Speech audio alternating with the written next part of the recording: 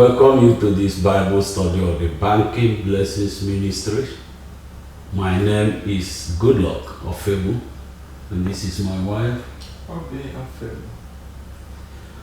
We welcome you as we continue our study of the life of David from the time he was anointed king of Israel to the time that he actually became king.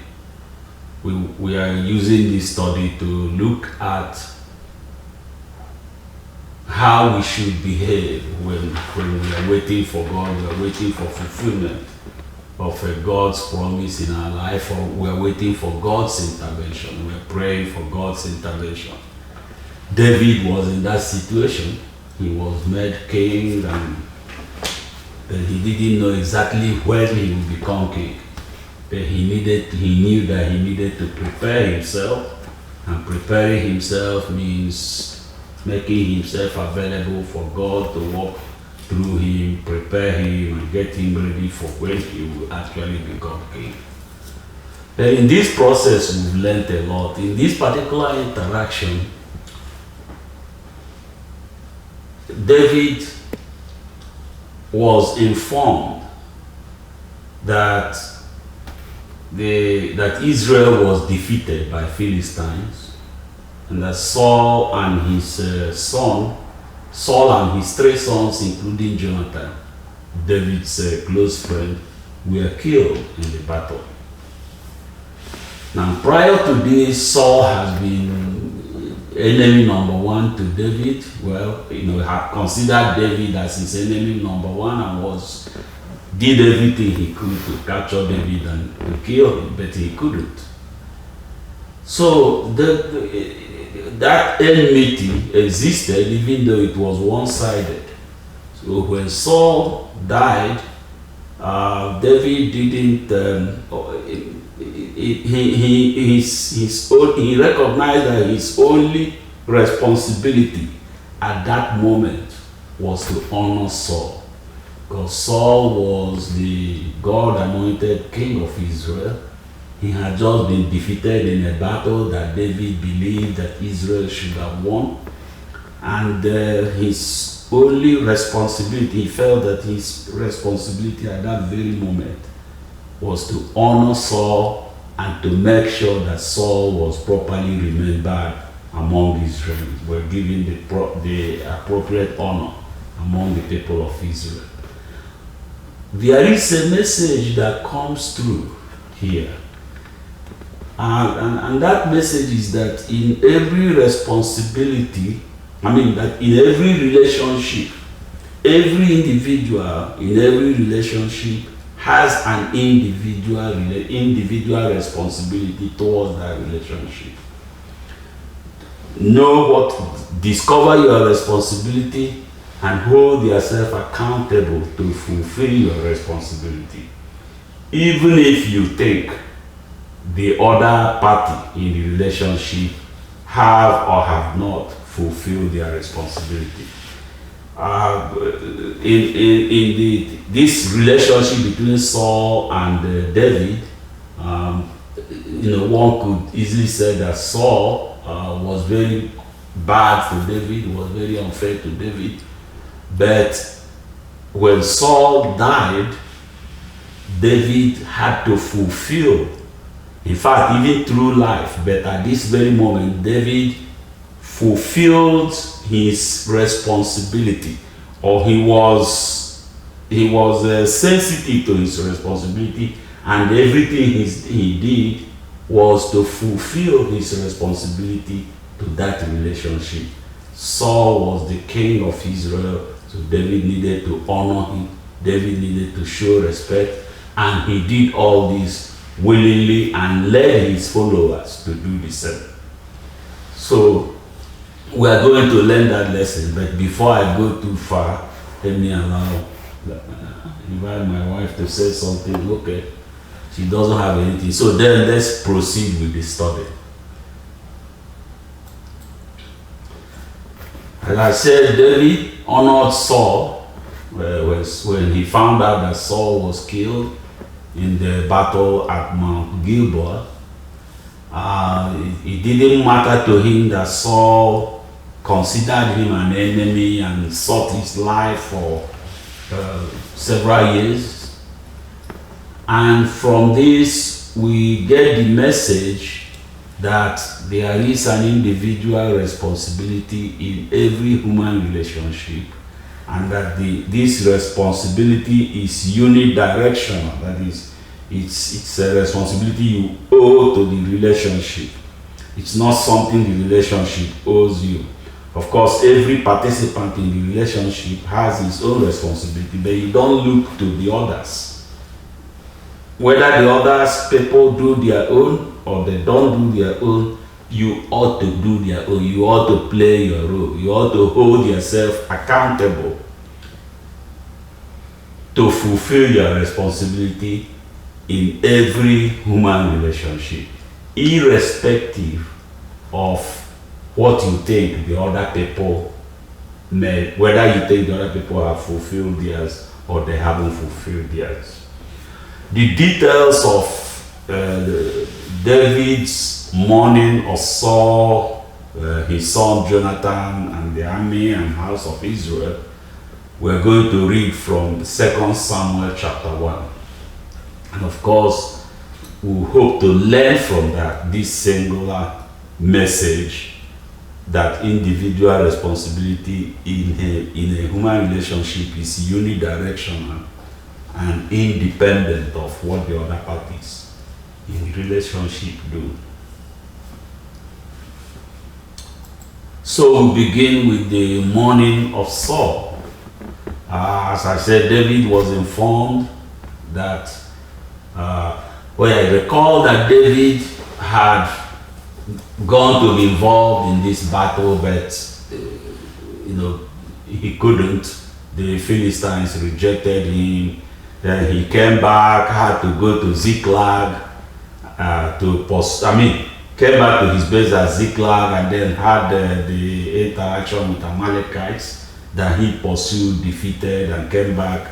We've gone through this in previous lessons. Then after he returned from that battle with the Amalekites, after about 2 days, somebody came from the battlefront, the battle between Philistines and Israel, and reported that Israel ran from the battle. They were defeated by the Philistines. Saul and his 3 children were killed, including Jonathan. So David mourned for Saul, mourned for Jonathan. In fact, he wrote lamentations, a special poem for them. And then he mourned for the army and the nation of Israel. So we're going to look at these mournings. There are 3, mourning for Saul, mourning for Jonathan, and then mourning for Israel. They try to see what's the kind of feeling that David expressed. Of course, his relationship with Jonathan and his relationship with Israel, that wasn't complicated. What he did was consistent with what people expected. But his relationship with Saul is the one that had some complication. And what he did was the right thing, and we try to learn from what he did. That in every relationship, you have your responsibility, you have your role, and you should focus on fulfilling your responsibility irrespective of what you think the other people might be doing. So let us start the reading from 2 Samuel chapter 1, verses 1 to 12.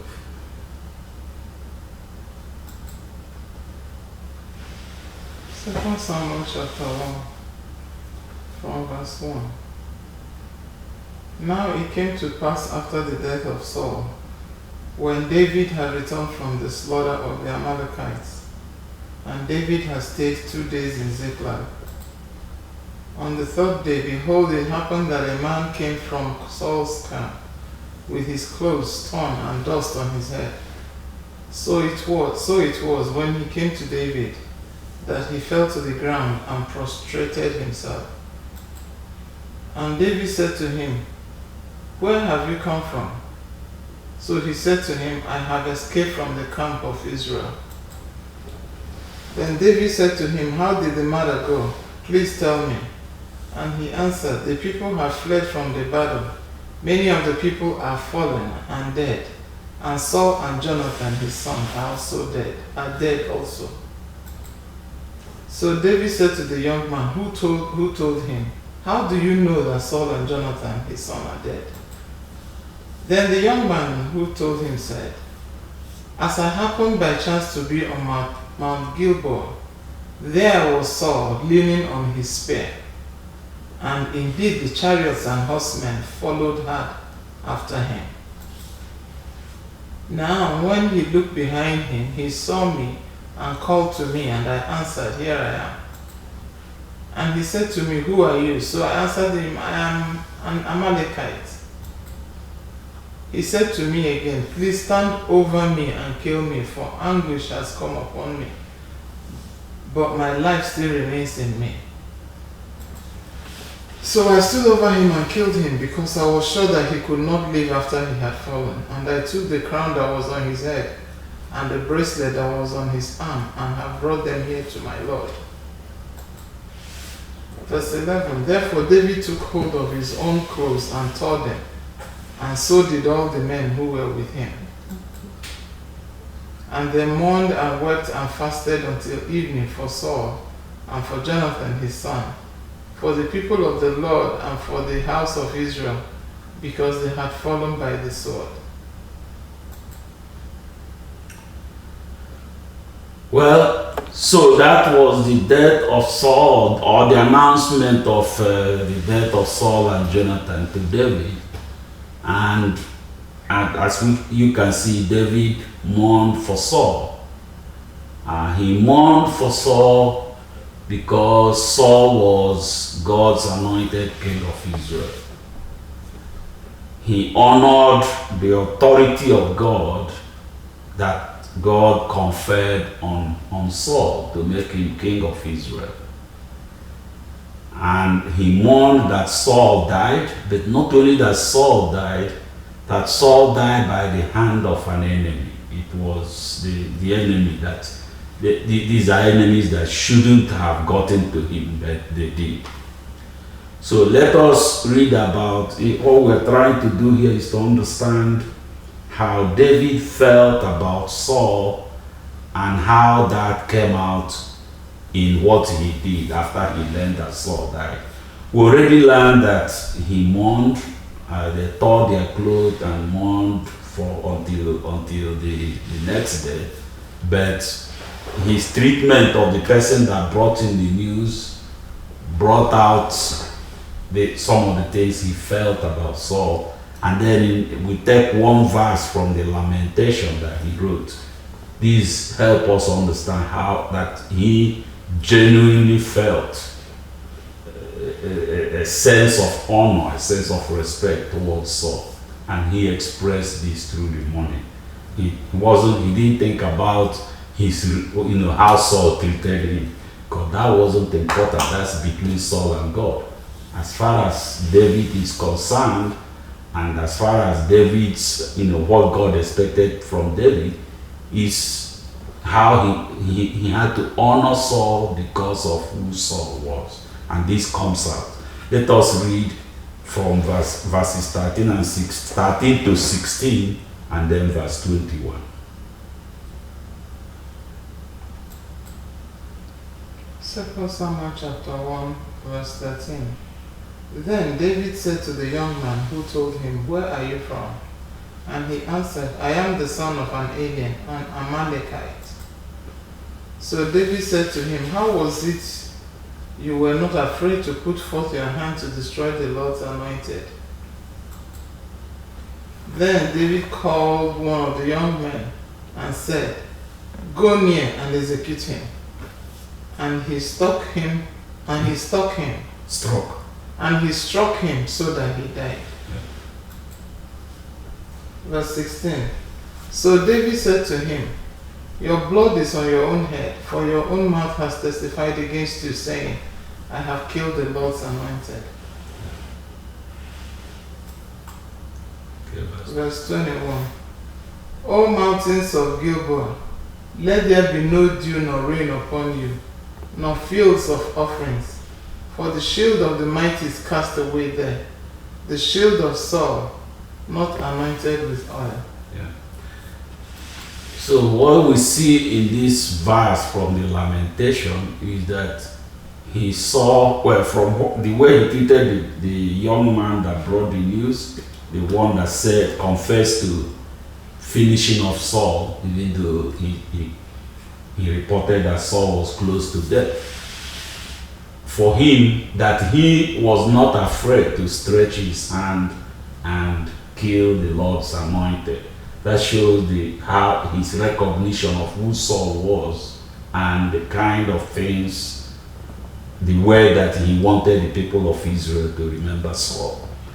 Then in the lamentation, he brought out the fact that Saul was a mighty king, a mighty warrior, and that if he usually when he went to battle and fought, as they came back, the shield would be anointed with oil, and as if it kind of to show how great he performed in battle. In this case, of course, the shield was lost, everything, because he has been killed, he has been destroyed. So he honored Saul and did not hold back in honoring him.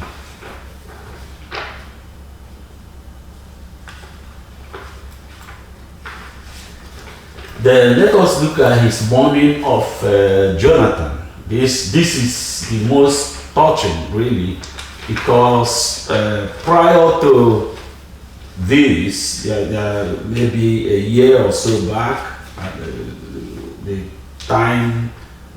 time is not well described in the Bible, but at the time that Saul was pursuing David, there was a time David was in the wilderness and Jonathan came there to see him.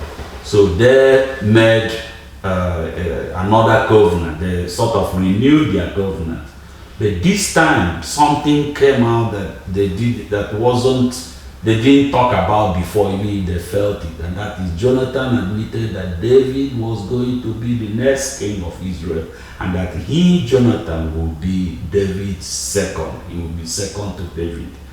Now, so David expected to walk with Jonathan. He expected that at some point, Saul would die or something would happen and Saul would no longer be king, and that David would become king. And he expected maybe David to become commander of Israeli army under him or some other position, but he expected to work closely with Jonathan and to accomplish a lot for Israel with Jonathan. He recognized the warrior and the God-fearing nature that was in Jonathan, and two of them shared some of these, and he expected they were going to work together and accomplish a lot. So when the news of Jonathan's death came to him, it really touched him. It was a big loss for him. He described Jonathan as weapons of war. Of course, Saul and Jonathan he was talking about, that's why he used plural. But this was really, it comes when he was in the section of the lamentation when he was talking about Jonathan. He said the weapons of war had perished. He saw Jonathan as a great man that would have accomplished a lot for Israel, but he was destroyed in this battle. He admired his bravery and faith and cherished the friendship they shared. All of this came out in the morning, his mourning of Jonathan. Of course, he was saddened by everything that happened as he relates to both Saul and Jonathan, but more so Jonathan. We will read the lamentation, a section of the lamentation from 2 Samuel chapter 1, verses 26 to 27. Then we will go back to 1 Samuel to read about that last encounter that he had with Jonathan, that David and Jonathan had when they renewed their covenant and talked about how they were going to work together under King David. Okay, 2 Samuel chapter 1, verses 26 and 27. 2 Samuel chapter 1, verse 26. I am distressed for you, my brother Jonathan. You have been very pleasant to me. Your love to me was wonderful, surpassing the love of women. How the mighty have fallen, and the weapons of war perished. Okay, so from that earlier or last interaction that he had with Jonathan, alive, from 1 Samuel. 1 Samuel 23, verse 16. And Saul's son Jonathan went to David at Horesh and helped him find strength in God. Don't be afraid, he said. My father Saul will not lay a hand on you. You will be king over Israel, and I will be second to you. Even my father Saul knows this. Yes. The two of them made a covenant before the Lord. Then Jonathan went home, but David remained at Horesh. So, that's what I said before. He expected to accomplish a lot with Jonathan.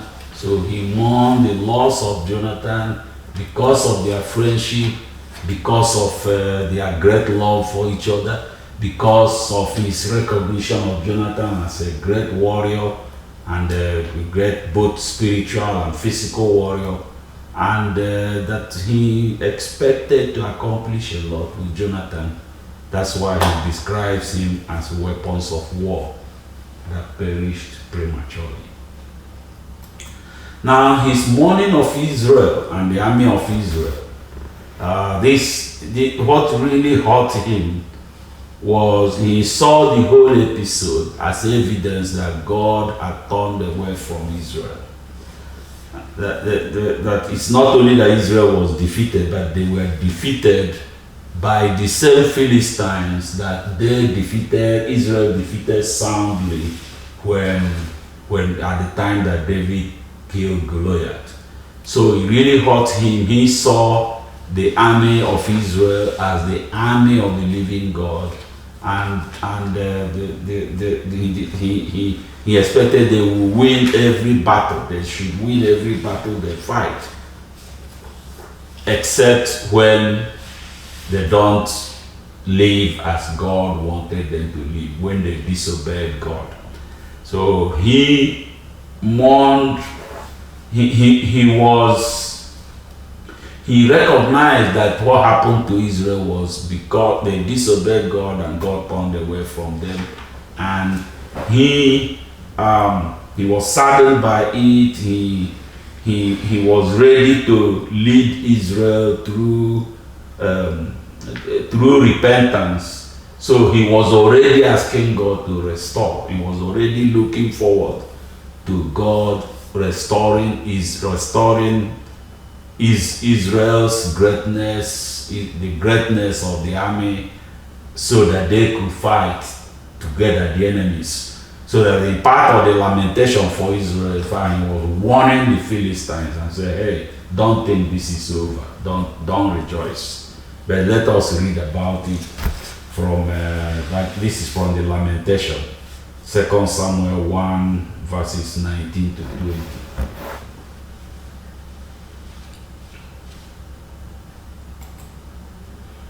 Second Samuel chapter 1, verse 19. The beauty of Israel is slain on your high places. How the mighty have fallen. Tell it not in Gath. Proclaim it not in the streets of Ashkelon. Lest the daughters of the Philistines rejoice. Lest the daughters of the uncircumcised triumph. Yeah. So essentially telling the Philistines and say, hey, don't go home and rejoice because this is not over. Israel is going to repent from what they did, and God is going to bring his attention back to Israel, restore Israel's greatness, and we're going to come after you.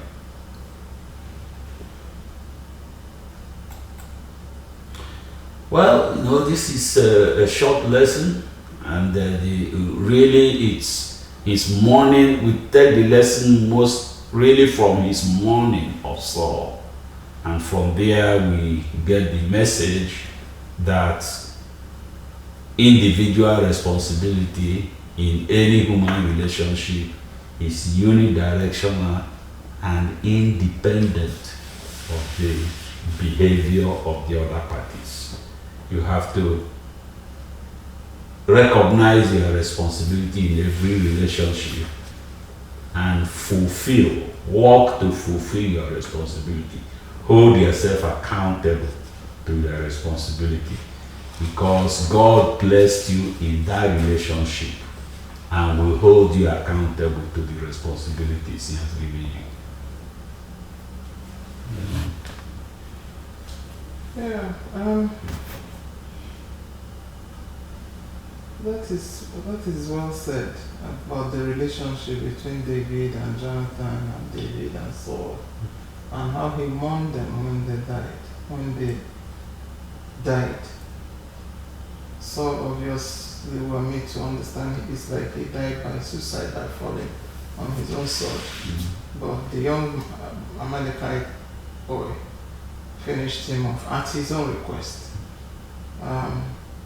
But I think there are some things that come out, and still in the series of the government and her people, or it's the fact that David, despite everything Saul did to him, trying to take his own life and did all that, when Saul died, David did not go rejoicing that his enemy had been removed, or that his enemy he didn't have to do much, he didn't have to do it by his own hand, but rather he mourned.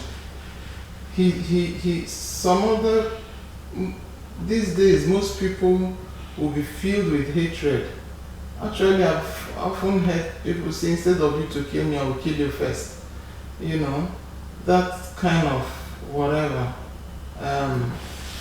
The relationship between us and our appointed leaders, should mimic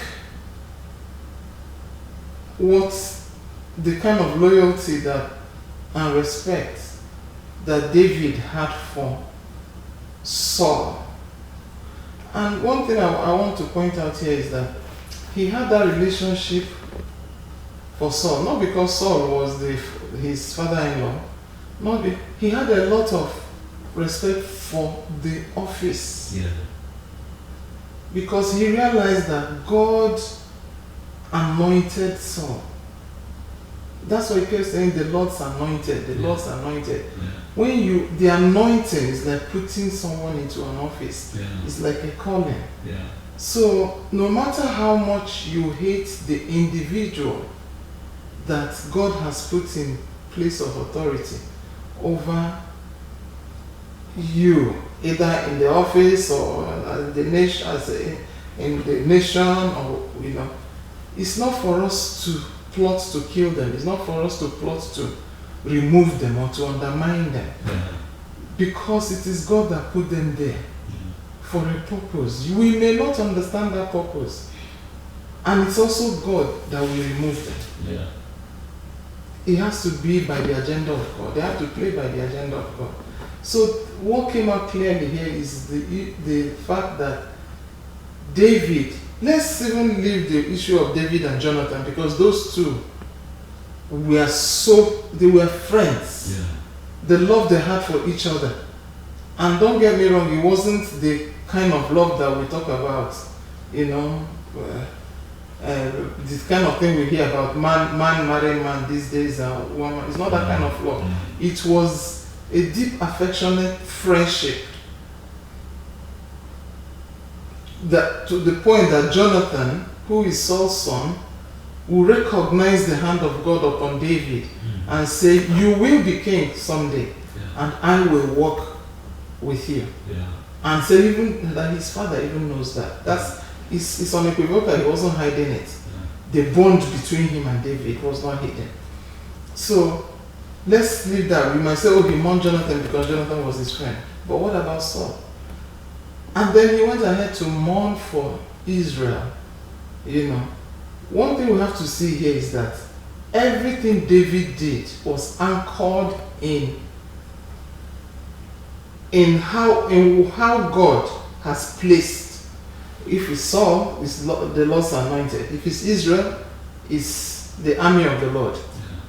So he was God focused in everything he did. Yeah. He was God focused. Morning, he said, those people don't go and rejoice yet, so that your daughters and all that will not begin to celebrate. And it's like, you can't do this to the Lord's anointed. Yeah. And it's always been like that. Remember when he killed Goliath? He said, "Who is this uncircumcised Philistine that is there's the Lord's army?" Yeah. So our relationship should be guided by what God is doing in using those people to do, or what God has ordained in realizing that it is God that put those people there. Yeah. And whatever we do it according to God's principles and what He wants us to do in that irrespective of how they treat us. Yeah. I think that's what I just want to bring out here. Yeah. Okay, well,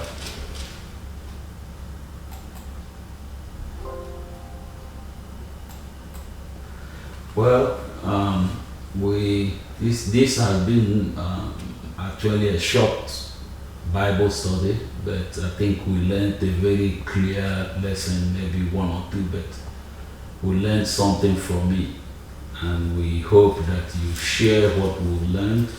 We're going to try to summarize it in writing and make it available at the website bankingblessing.org, bankingblessing.org. That is where all our previous Bible studies and our future Bible studies are collected, so that any person can look at any of them at any time. We thank you for joining us, and we pray that what you learn from our program will make a positive impact on your life and will bring you closer to God's purpose for your life. Thank you, and God bless you. God bless you, and thank you for joining us.